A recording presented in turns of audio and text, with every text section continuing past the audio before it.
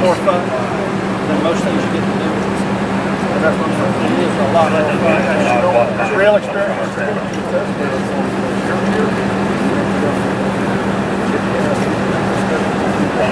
What I'll do is I'll bring it out down. I'll leash this down right. I love it.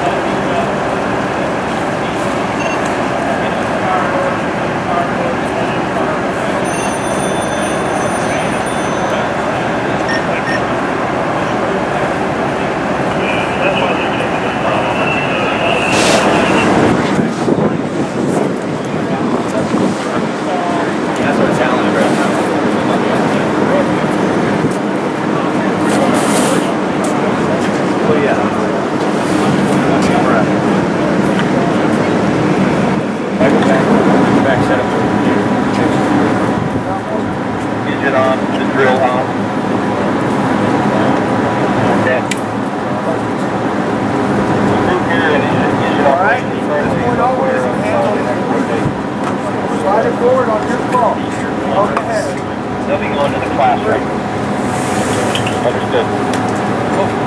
You can't just let them rehab there unless they need air conditioning. We're going to need and from this point on, she gets wheeled to the stretcher, and the paramedic will stay with her the entire time. All the way.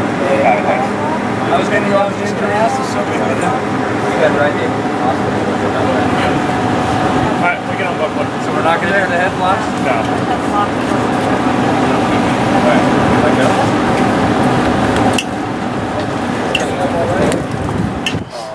crews that are working in there, a lot of times they can stop what they're doing. They can drop the hose, start looking. If they hear the pass device, that's one thing.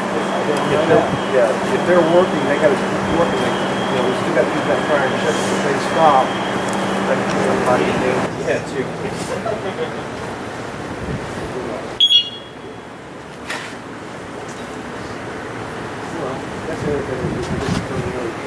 And then we walk away, and retired, and we're sitting on these pass devices going off. We try to do a lot of safety redundancy. It's a motorcycle and a car. Motorcycle with 2 passengers, and then a car with 2 passengers also. Is that the one on Belgium? Yeah. Belgium, you guys read about it. Yeah. You know. Oh, that's right, Adam was there as well. Adam was driving the squad. Our squad from Clearwater went down to assist. And it's very, very labor-intensive and manpower-intensive. You need the personnel to do it. Even sometimes our typical, what we call typical accident, without an extrication out on Gulf to Bay.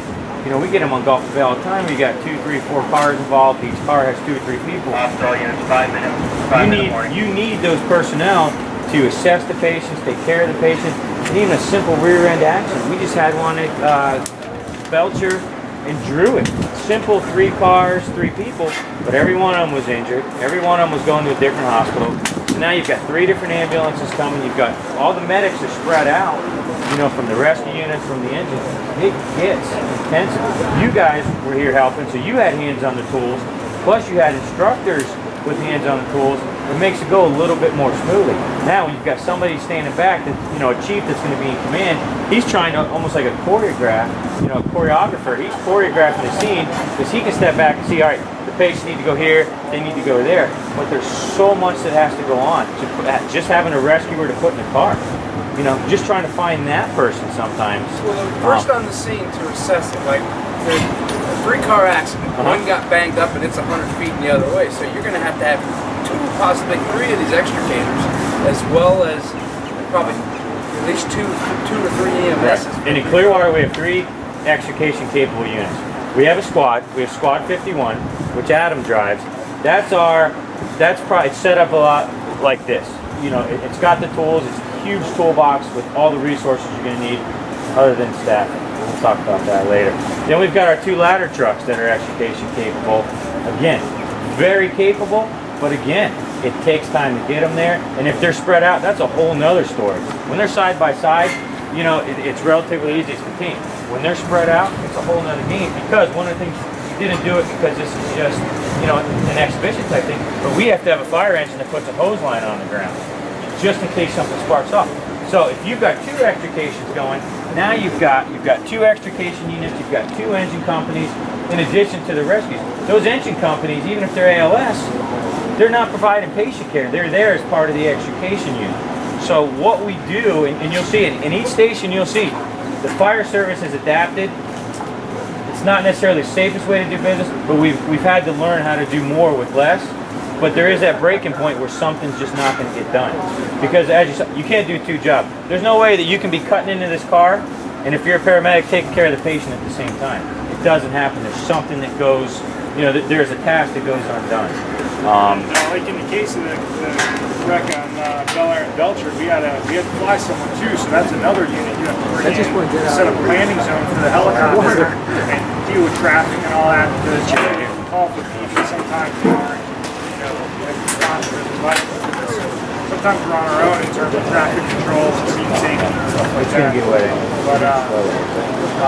and also in the case of that accident, just for that one accident, the amount of units we had on scene, the 2 critical patients, an extrication, helicopter, there was, because that whole region was depleted, they pulled a unit from a different area, they call it moving someone up, so they pulled a unit from a different area and brought them in to cover that area while that, Station 47 was all on that wreck, so they brought in a unit from Station 45 to cover 47's area, so now you're spreading your resources real thin while that one call is going on. So, just some things to keep in mind. Real quick, you guys have any specific questions, anything you'd like to ask Steve as far as extrication operations? And we're going to show you how we do search for victims with thermal imaging and without. So how many of you see that? The most real part about that movie in Firefighter is the water. Okay, you can see everything in there. That's not the way it is. The way it is in a real fire, they fill up backwards, the smoke starts at the top, comes down, and once it gets dark, you can't see anything. The fire can be right next to you. This smoke up here is white. In a structure fire, it's usually black. And you can have a fire this close to you, you can feel it, but you can't see it because of the smoke. This is a thermal imaging camera, so let's just see through the smoke and find their victims, or see the fire, see where the fire's at.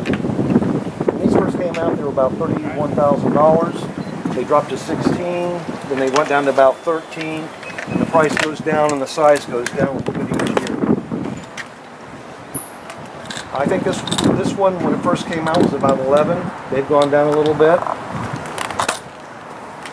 This is another brand, but it also has the capability of a transmitter, so that you can see what's going on with the crews inside, which is going to be those of you that are watching. When they go in, you can watch the screen up there. And then this is a small one. It's about $2,500, but what you give up with the size, it's great to carry, it's easy to carry. You just don't have the motion that you get with the big ones. That style there. But what we're going to do is take you upstairs, and without the thermal imager, let you see what it's like without the thermal imager. Lieutenant Dean's going to take you in, and then we're going to find a heat source so that you can see it, and then also an ice bucket. So the heat, when you see the heat, it's going to show up white. It's always good when you're showing up white because you're the hottest thing in the room. It's the other way around, which is often our job when it happens. We've got to find out what's going on, find the fire, or it gives us an idea where the fire's coming from, or where that heat layer is, because it might go up, and if it's white and it goes down dark, we know where it's at, or look at a door to see if that door's hot, give us an idea before we go in. So we're going to pack you up, take you in that theatrical smoke, like they do use for discos and all that kind of stuff. So if you breathe a little bit, it's not going to hurt you, but you need to have your air packs on because you breathe a lot of it, it's not a good thing. We're going to just take all 4 of you in at one time because there's just 4 of you. We'll take you in and run you through a search. So if you want to go ahead and get your gear on, we'll get you up. To do that, we'll issue you one of these cameras. We'll show you how to turn it on, so when I tell you to, you can go ahead and hit the button. No breathing the smoke. If you breathe the smoke, your teeth turn green so we can know you guys are cheating. Hold on.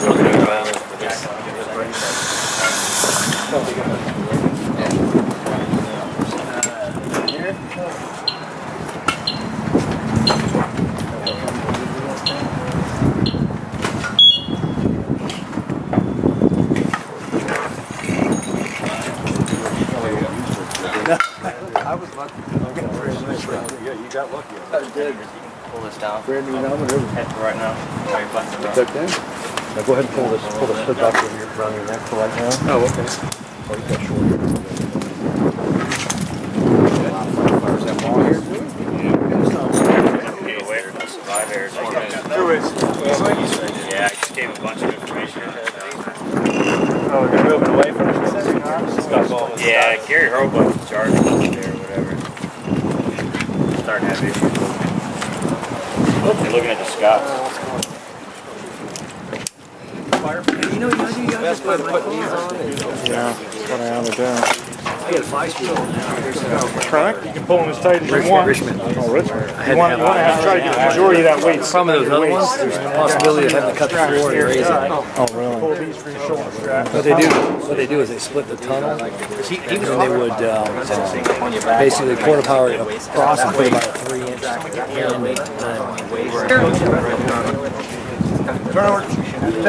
You all know how to turn that machine on when I tell you to? Know where the buttons are at? Okay. One thing the machine also does, it picks up heat. It also picks up the heat of a body. So if you have a victim down there, you'll be able to scan and see the outline of the body, and we'll show you somebody in there. Go ahead and put your face pieces on. Don't put your air on, but go ahead and put your face pieces on.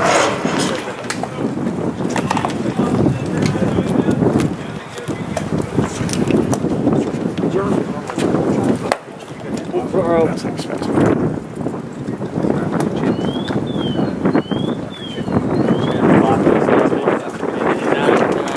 And do is pull it around. Hang on. This stuff over here. Now make it hard to use, you get your gloves on. Yeah, I was just going to say Back that's just a little bit. This sometimes makes it easier. And what you want to do is drop your chin right in that hole. You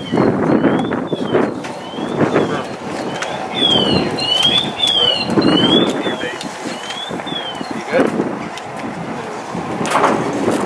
Is there air coming around anywhere?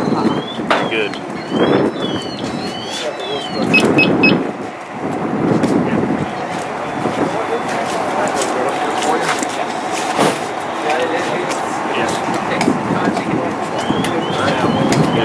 What you're going to do when you're going to put this up here like this.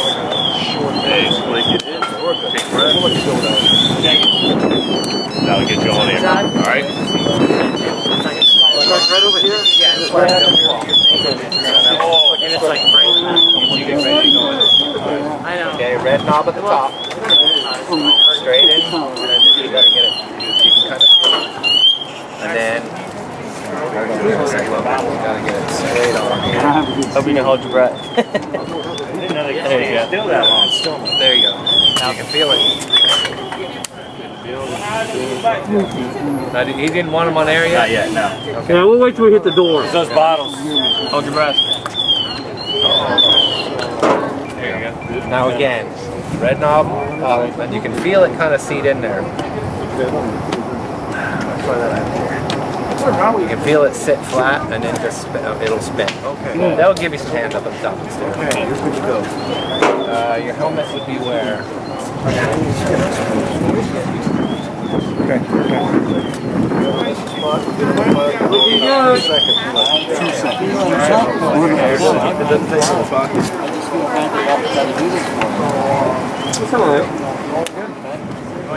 Helmet? Are you right or left-handed? And you're Put your left hand on first.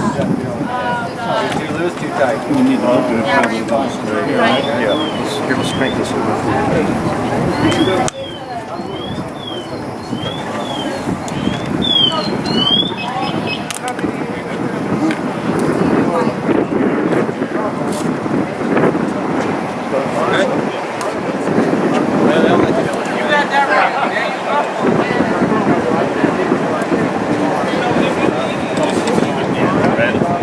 Red up.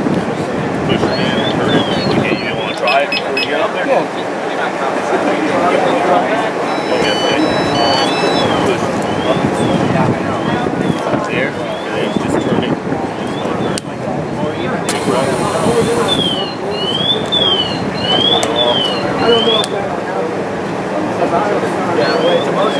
What I use is grab this end.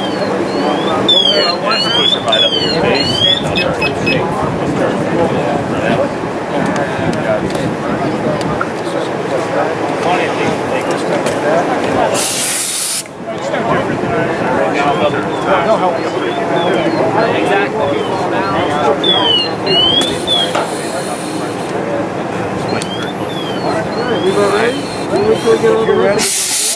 going on? Well, they're always nice, white, shiny helmets. Wow. And then you got this yellow one. All right, you guys, here's what we're going to do. We're going to go on in. We're going to do what we call a left-handed search. We're going to go in. You see, these are our eyes. Because once we get in there, we can't see anything. We're going to be down on our knees, or we do a duck, like a duck walk. It's easier on your knees. We're going to go in and we're going to feel our way around because we're looking for a victim. So we have to touch and feel.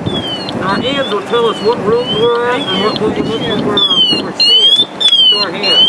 Once you get in and do and identify stuff, when you come out, I'll go ahead and stop y'all. Then we'll go ahead and turn the ticks on, and then you can get a good view.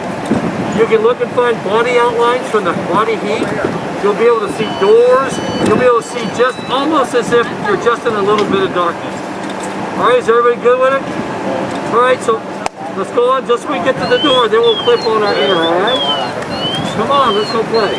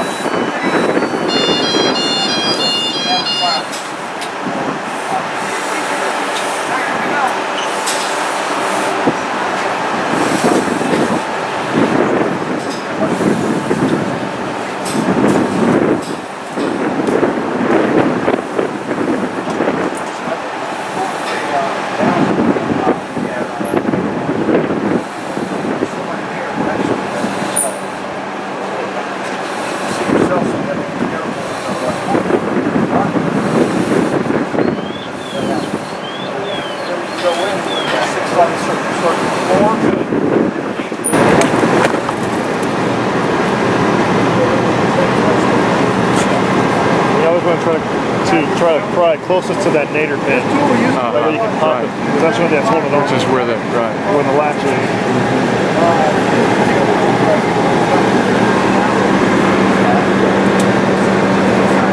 You'll feel it when you get up there, but he was saying they used to weigh about 75 pounds just for the one tool.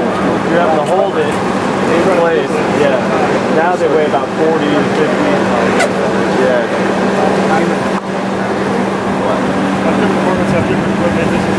What we'll do is we have front wheels, so it might be a little heavier or a little less. Some move a lot faster.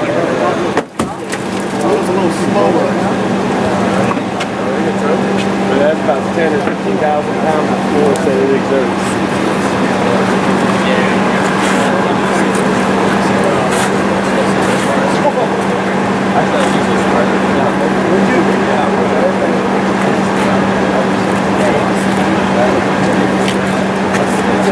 Now what we'll do is park on this. We got bronze. We only need 4 guys. Because they do it like a collar.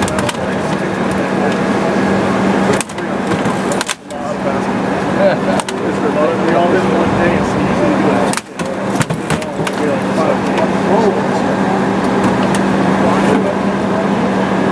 Big dog's got it. I mean, I need a rest. Look at these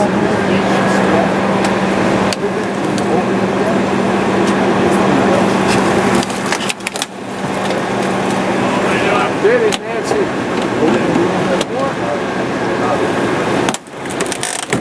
Now what we do is you take the tool, you back out into this tool. Someone want to grab the oak cutter?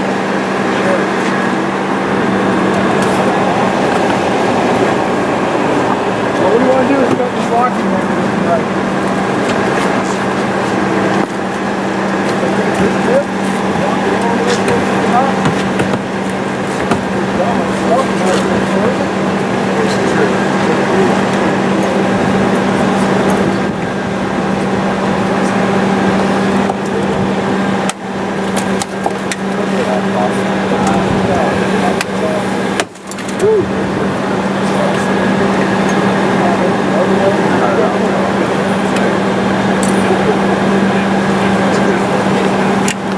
Now we got this door open.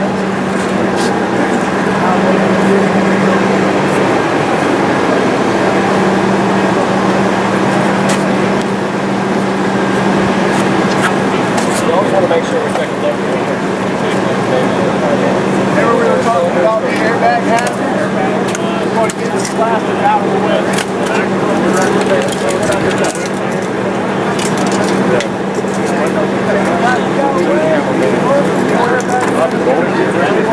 I replaced our air cylinder and also side curtain. You got some hard protectors. Yeah, you got the hard pro in there.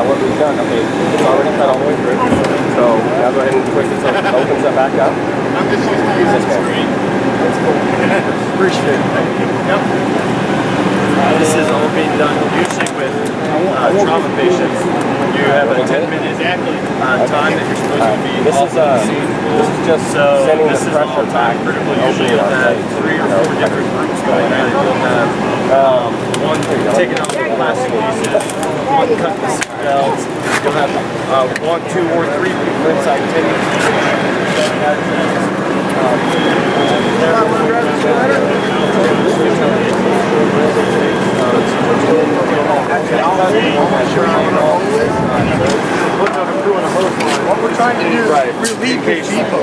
We want to finish ripping it all the way across. See how this door is connected to that depot? We've got it cut up here, we've got it relieved down here. You want to put your the bottom one or this two ship engines or a ladder truck to come and set up a the landing other side of it, and up then you need against the this hose door, line for about a 45-degree angle, and then you're going to spread.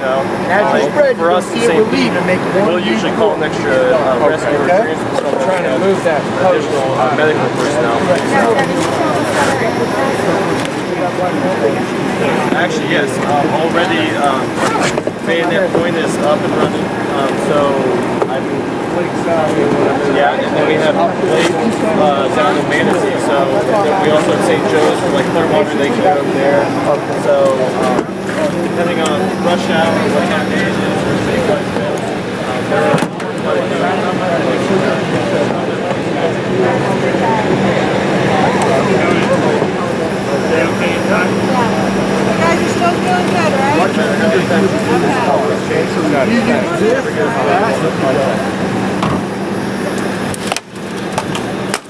Keep going. Doing good. Perfect.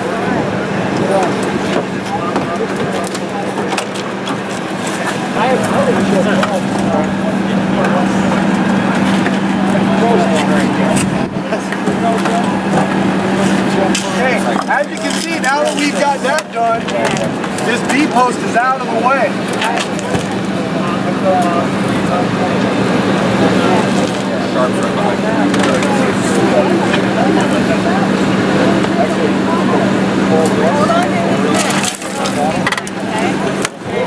So at this point, it's created a couple sharp hazards. We're going to cover up the sharp hazard. Coming around, Steve. Now, we've done all that work to get all this metal out of the way. Are we just going to twist them out and leave this seat in place? Have we accomplished anything by doing that? Not really. So we've learned a technique over these past few years that what we do is we attack the seat back. So now we can get the seat back out of the way, we can lay it all the way down and minimally manipulate it to get them out, okay?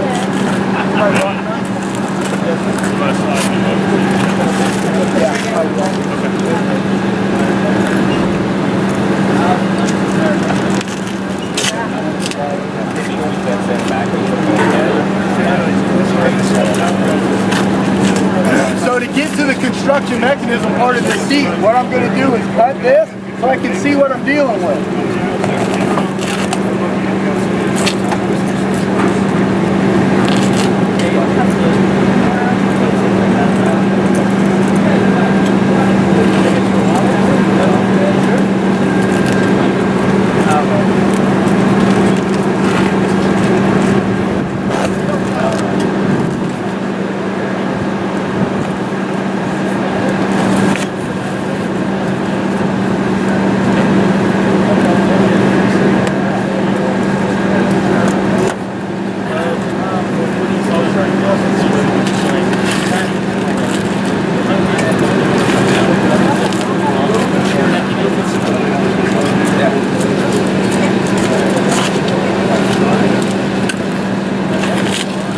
Okay, so now that I got all the cloth out of the way, I can see all the mechanisms of the seat back. So basically what I'm going to want to do is get my O-cutter in here and make a cut on this rail. And that's going to allow me to take this seat and twist it around out of the way so we don't have to move this patient too much. So I'm going to have a rescuer up here. And then someone's going to need to grab the O-cutter. Okay. Any one of y'all in here want to grab the O-cutter? We'll make this cut right here.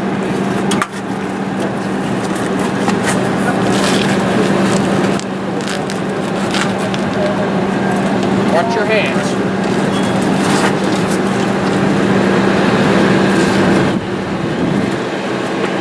Stay right.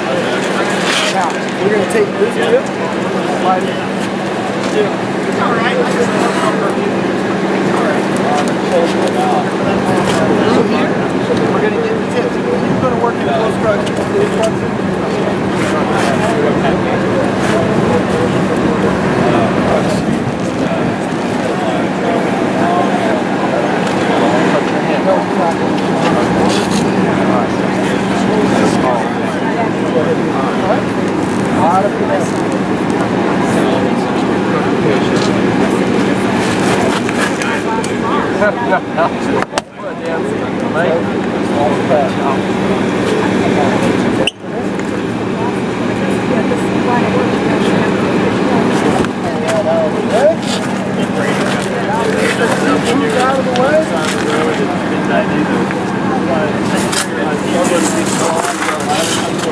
Now our backboard comes right in.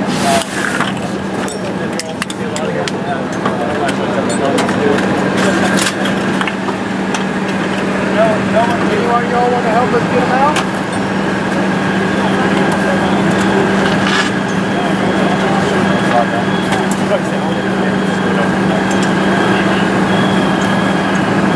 Now we got a nice angle here, we don't have to manipulate the target at all.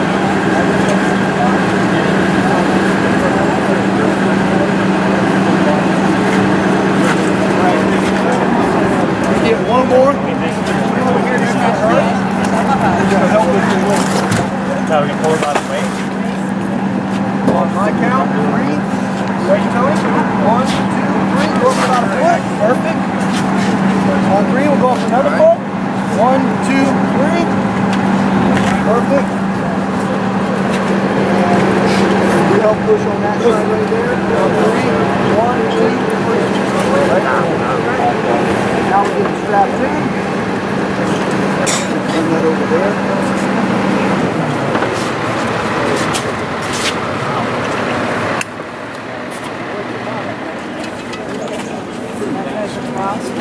Has that one, and that one. We do a cross chest, we do 2 leg straps. And then we do head blocks, which would secure his head so that he can let go of his spine. Correct. Because it'll keep his head in line. So now everyone will get their hand on the board. And we'll slide the board forward. On 3. 1, 2, 3. Perfect. Now we can get the patient out from this point called the toe touch. Anybody got any questions? All right. Good job. About 12 minutes.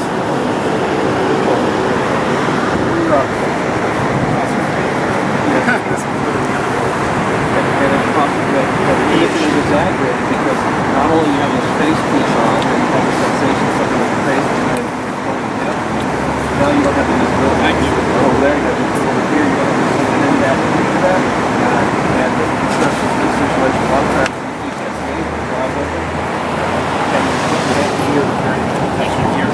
Got it. It's up there. It's up there. And that's your lifeline, you know, our tools, the tools are great. The gear that you had on and the gear that you're carrying, you could add between 40 and 90 pounds of gear into your body just before you get off the truck. And then you got to go work in July in an attic fire in Florida. So, that's why it requires so many units on scene because we can lose up to 5 pounds of water weight just in a single fire. And if you don't rehydrate, you go through electrolyte balancing changes and chemical imbalance changes, and the brain starts to function differently. So that's why it's important, especially in the summertime, to try and rotate those screws as quickly as you can. In the past, we just strap another bottle on and go fight fire again. Oh, you're not really good. And that's why, we see 10 or 12 fire trucks in July. If you don't rotate those ropes, you can't do it.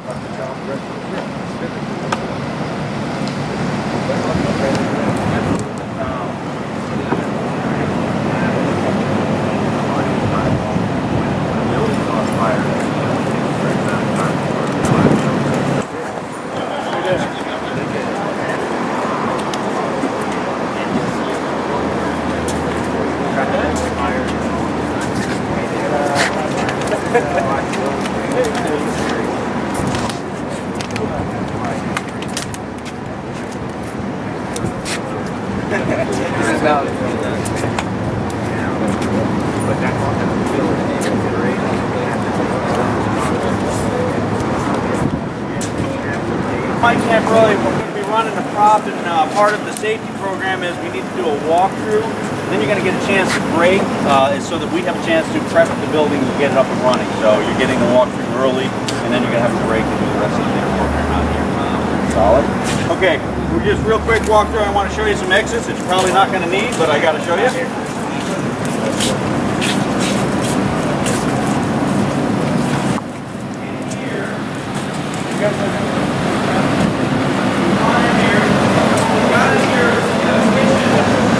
We'll be using this room to help smoke the stairwells.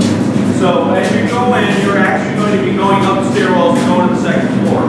If you take a wrong turn in Albuquerque and find your place in here, there's an exit on that way, there's an exit out this way, there's an exit out the door we walk through.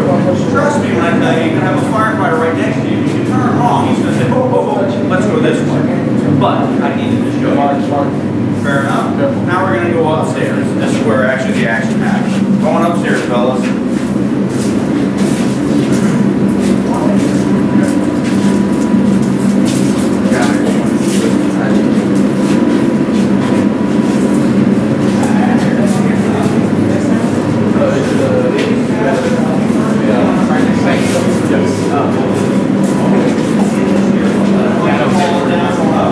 Falling down, going down.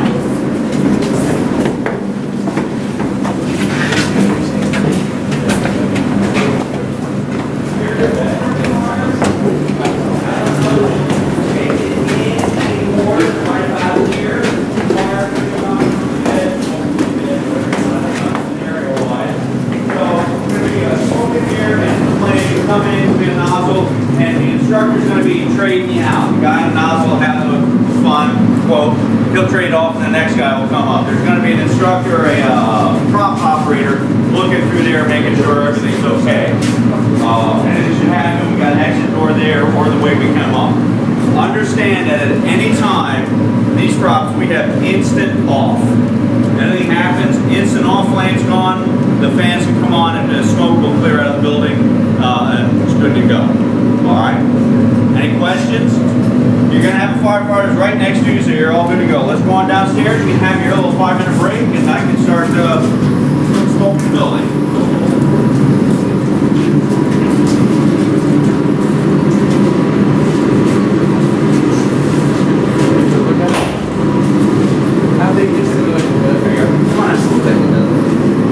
Bedroom in here, bed, car, mainly in bed, and some behind the right. And here comes up. 7% here, it's all how high it is.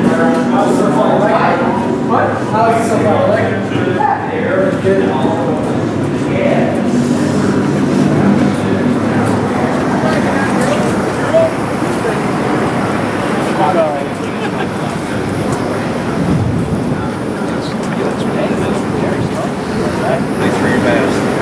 Here, you're not going to have, the visibility will be eliminated or limited to some degree.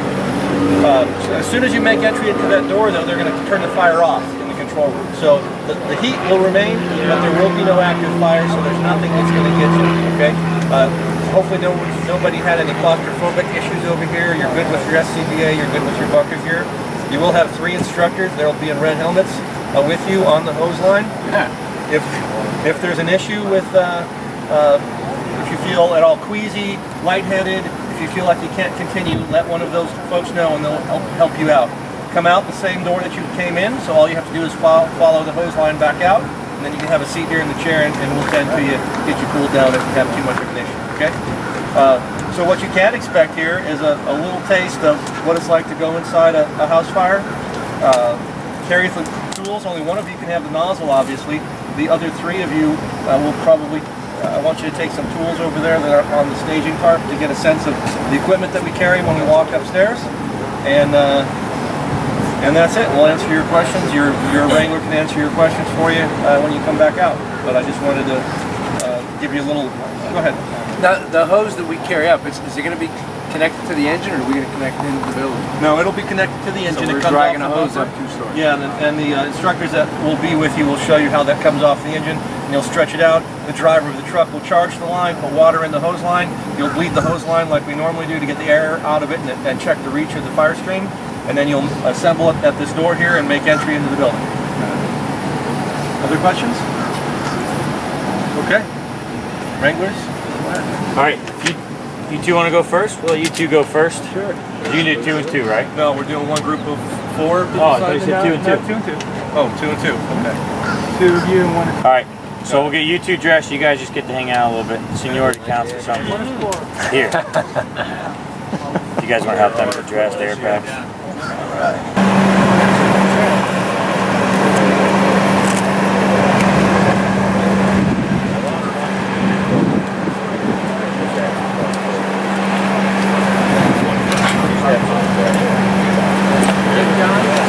Yeah, he still talks about it. Yeah, I still talk to him once in a while. He still talks about it. That was the last impression. Sure, he's like delivering the mail. Exactly.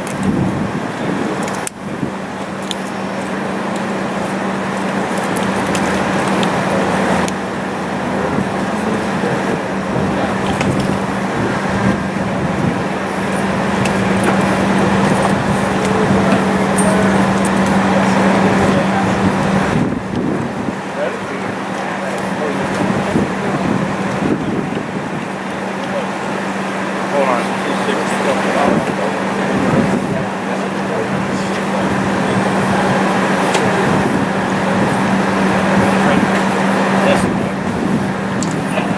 know what I'm saying. You should see how we have to take that service.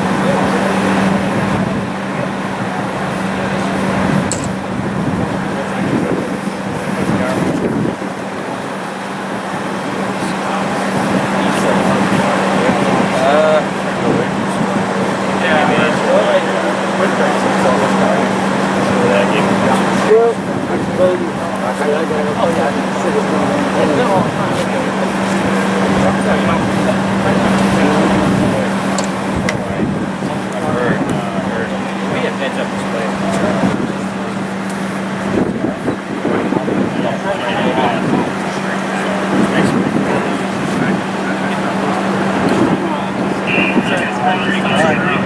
Helmet?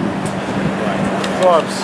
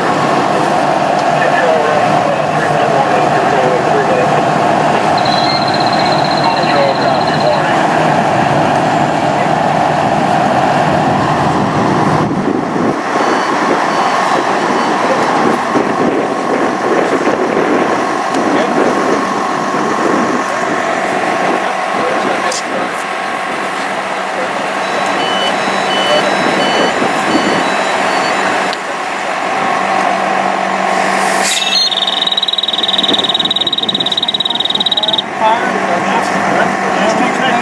Every fire. And we'll say it's rather quick. You're good to go. And you don't take a long time, man. Most of the time you make it about here. You'll feel a little bit of heat in here.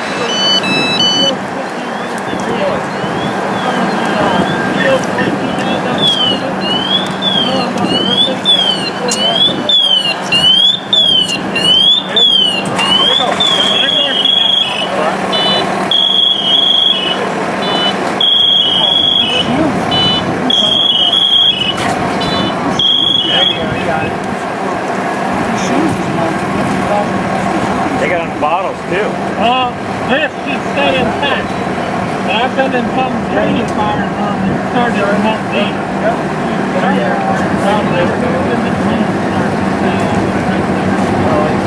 Then you got to be feet out now. One breath of that you get to your lung after one breath. All right, Tom. Hold your breath and get out. Get up there, bud.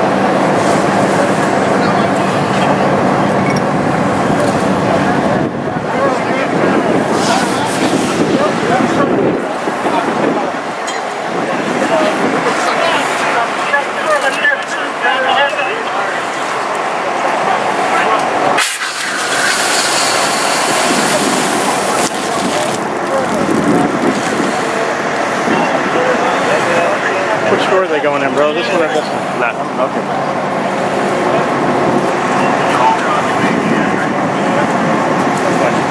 Yeah.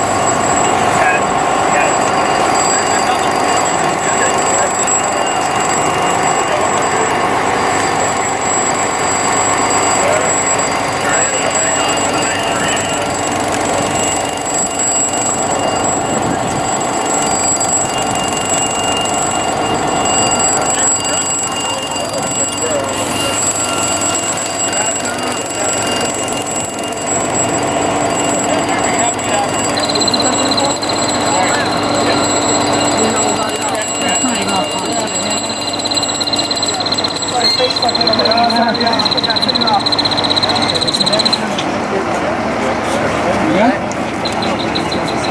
the helmet off first.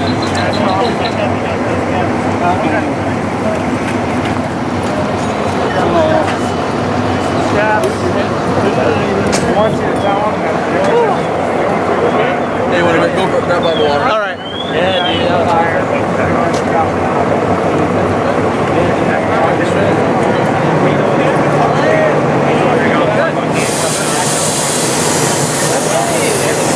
We're not telling about cross section drag. We're telling them that we need the resources, we need the people, we need the funding. That's what we're telling them. He said, best is make it. This is the hottest one they've had so far. So that was about 2 cents. Okay. Good, Jeff. Thank goodness it wasn't really in the street. Hopefully you have time. we don't expect it. You got on your own. Yeah. He goes, I didn't look at the whole other way. Take that off. Hey, how'd it go? Good. I can see that communication is just essential.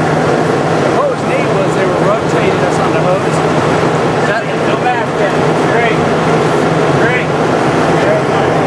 I'll just leave it on now. They need to talk. Is that how they do that? You're working a hose, you rotate three guys, so you swap places on the hose?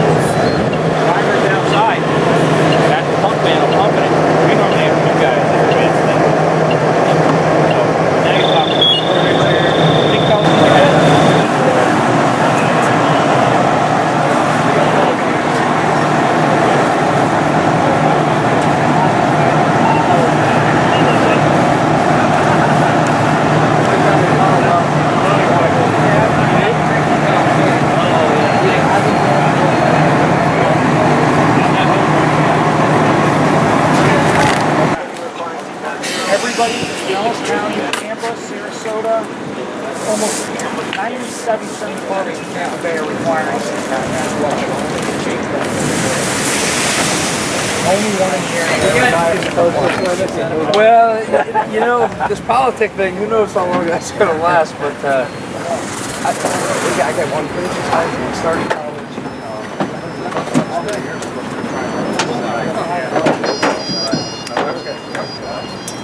But, until you get to the county level, there's not a lot that I desire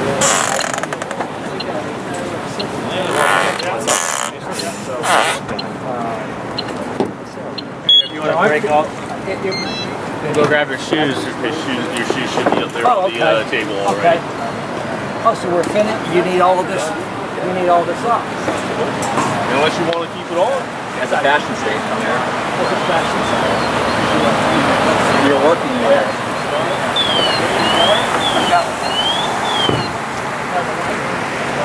Some say so where I was going to be tomorrow. You did that bill. I would